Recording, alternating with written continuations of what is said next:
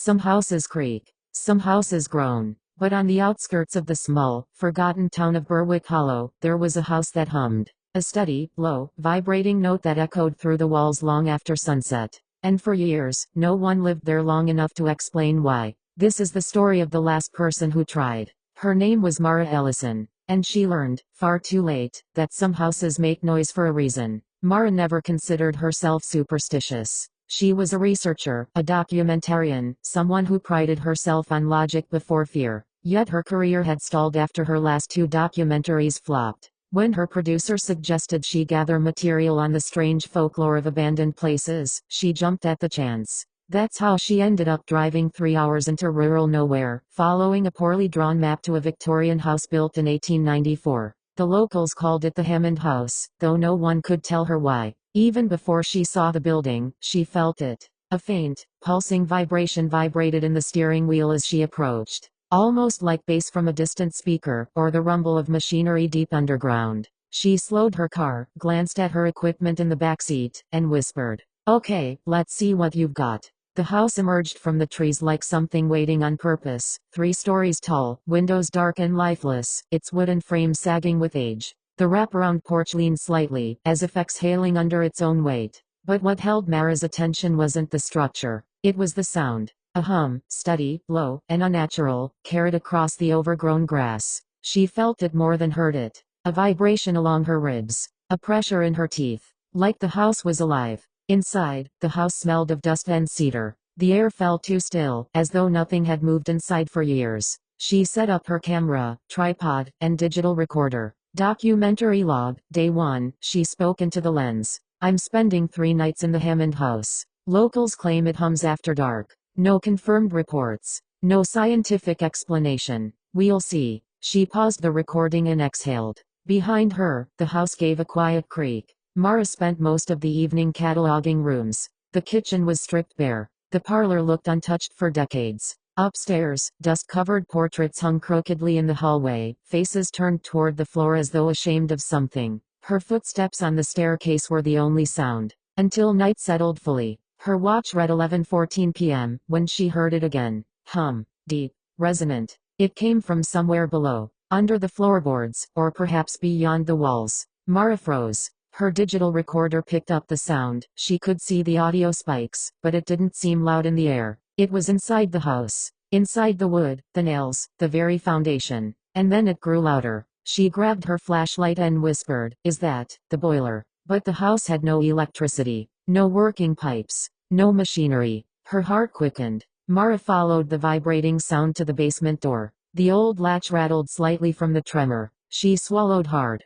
"This is fine," she told herself. "Just acoustics. Maybe wind resonance." She opened the door. A cold blast met her face. Not the sort of natural cold you feel in basements. This felt hostile, the kind that made her breath shake. The basement stairs stretched down farther than she expected, the darkness unbroken. She clicked her flashlight on. The beam shook in her unsteady hand. Another hum rose through the floorboards, stronger now, like the house was clearing its throat after a century of silence. Something in the dark thrummed in response. Mara stepped back and shut the door. She didn't sleep that night. By the second evening, Mara was exhausted. She tried interviewing locals, but they had little to offer, only rumors about the Hammond family disappearing decades ago. Some say the house ate them. One elderly man laughed nervously at the gas station. Some say they turned into shadows. "What do you think happened?" Mara asked. The man's face went pale. "I think the house remembers them. And it doesn't like strangers." That night, when the hum returned, it sounded different.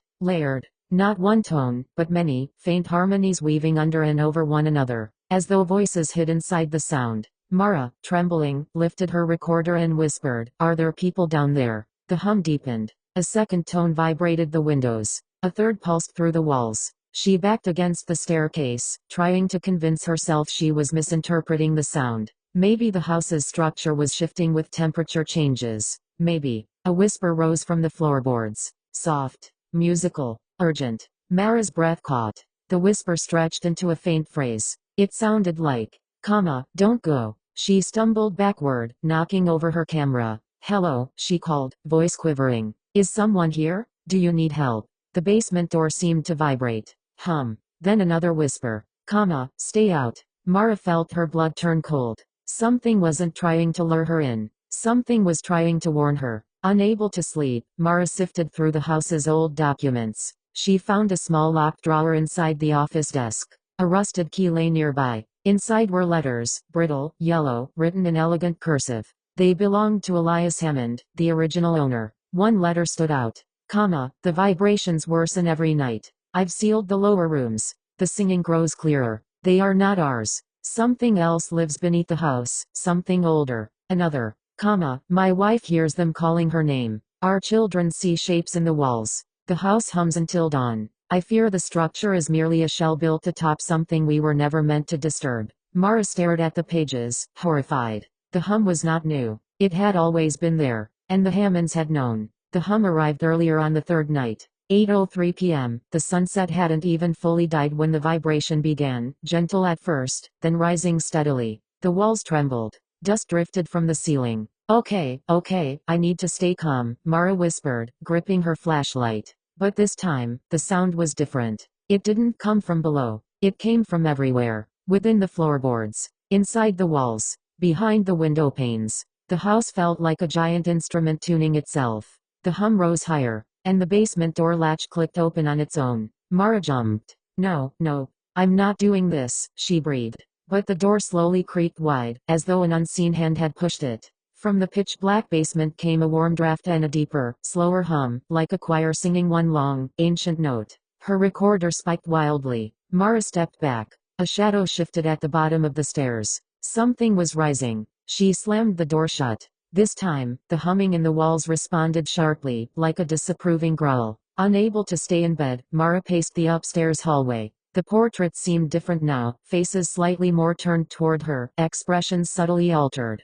Her skin crawled. Then she noticed something. A low vibration was coming from behind the hallway wall. She leaned close. The hum shaped itself. Formed syllables. A whisper breathed. Mara. She stumbled backward, panic flooding her veins. No, that's impossible. The whisper came again, clearer. They woke me. Her heart hammered. Who woke you? The wall answered with a slow, pained shift. Then, a shape pushed outward from the plaster. A handprint. Fingers stretching the wallpaper from inside. Mara screamed and backed away as the imprint slid upward, dragging across the wall as though a body was inside it, moving beneath the surface. The house groaned with a sharp, vibrating note. The figure in the wall whispered again.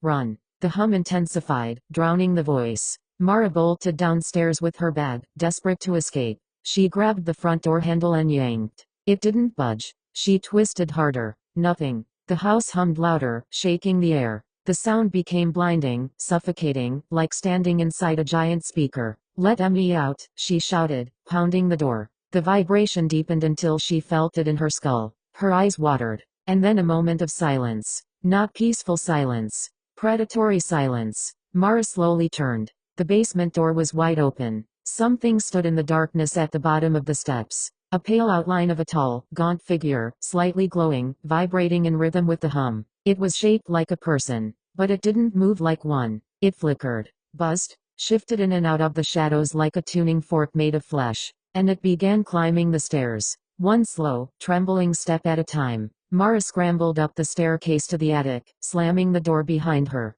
The hum now filled every board, every nail, every breath of the house. In the attic, she found a trapdoor half hidden beneath broken furniture. A rope dangled from it. With shaking hands, she pulled. Dust exploded around her. Inside the compartment was a journal. She opened it. It belonged to Elias Hammond, dated 2 months before his disappearance. The hum is not a sound but a being. It lives in the resonance between our world and another. We built our home over its threshold. It does not understand speech. It understands vibration, but it can mimic, and it learns. Mara's pulse pounded in her neck.